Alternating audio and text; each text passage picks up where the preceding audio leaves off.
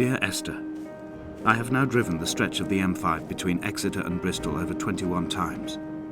But although I have all the reports and all the witnesses, and have cross-referenced them within a millimetre using my ordnance survey maps, I simply cannot find the location. You'd think there would be marks to serve as some evidence. It's somewhere between the turn-off for Sanford and the welcome brake services. But although I can always see it in my rear-view mirror, I have as yet been unable to pull ashore.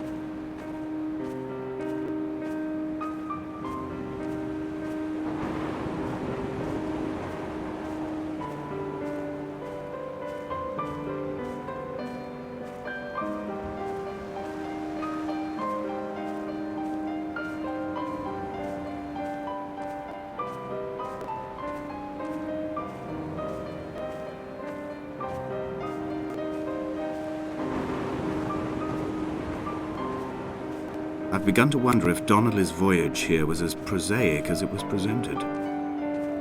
How disappointed not to have found the bones of the holy man. No wonder he hated the inhabitants so. To him they must have seemed like barnacles mindlessly clinging to a mercy seat. Why cling so hard to the rock? Because it is the only thing that stops us from sliding into the ocean, into oblivion.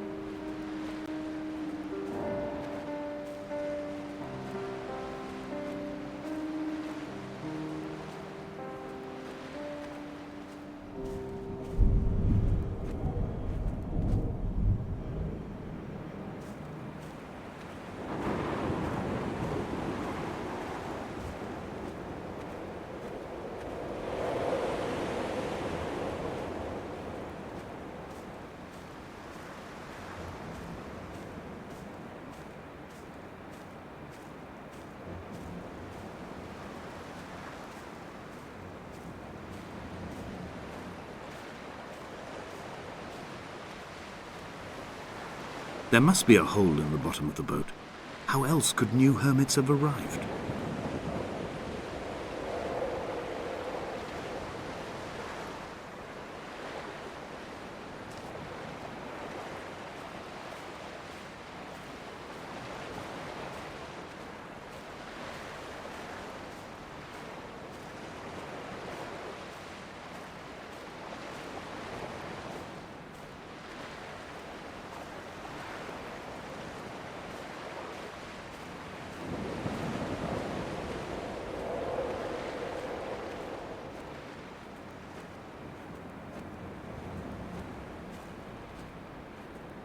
I had kidney stones, and you visited me in the hospital. After the operation, when I was still half submerged in anesthetic, your outline and your speech both blurred. Now my stones have grown into an island and made their escape, and you have been rendered opaque by the car of a drunk.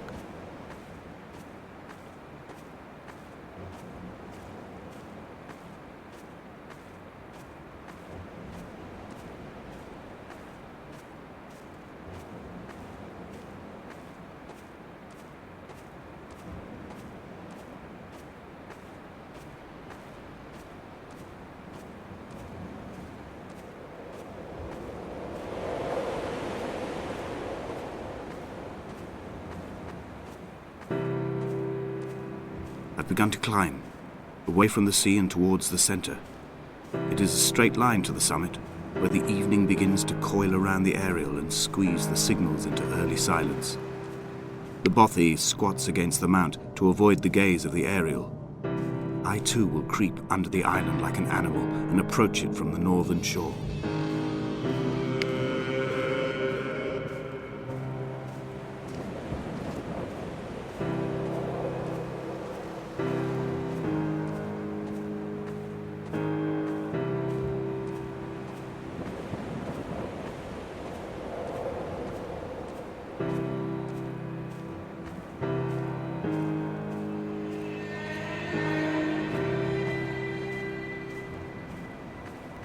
The bothy was constructed originally in the early 1700s. By then, shepherding had formalized into a career.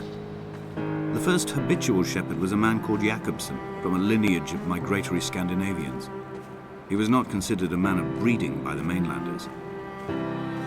He came here every summer whilst building the bothy, hoping eventually that becoming a man of property would secure him a wife and a lineage. Donnelly records that it did not work. He caught some disease from his malcontented goats and died 2 years after completing it. There was no one to carve white lines into the cliff for him either. When the oil lamps ran out, I didn't pick up a torch, but used the moonlight to read by. When I've pulled the last shreds of sense from it, I will throw Donnelly's book from the cliffs and perhaps myself with it. Maybe it will wash back up through the caves and erupt from the spring when the rain comes, making its return to the hermit's cave. Perhaps it will be back on the table when I wake. I think I may have thrown it into the sea several times before.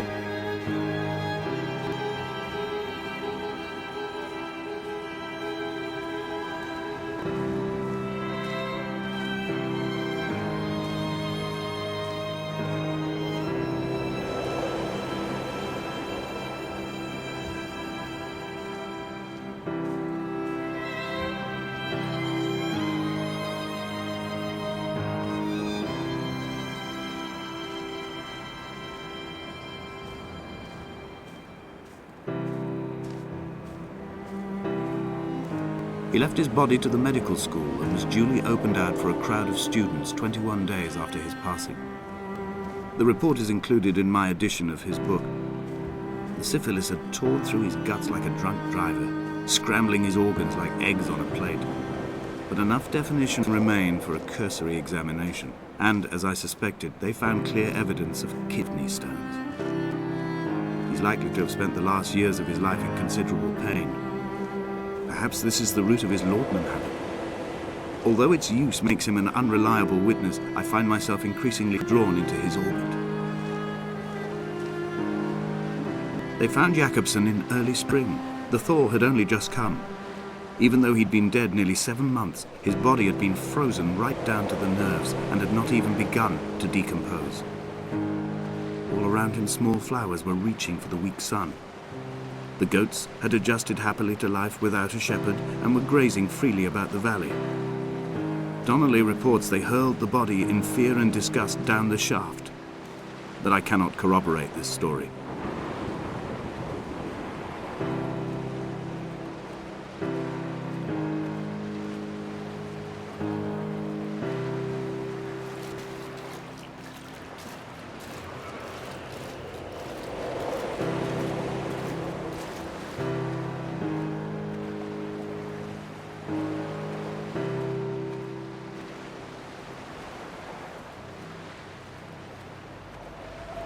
Climbing down to the caves, I slipped and fell and have injured my leg. I think the femur is broken. It is clearly infected. The skin has turned a bright, tight pink, and the pain is crashing in on waves, winter tides against my shoreline, drowning out the ache of my stones. I struggled back to the bothy to rest, but it has become clear that there is only one way this is likely to end. The medical supplies I looted from the trawler have suddenly found their purpose. They will keep me lucid for my final ascent.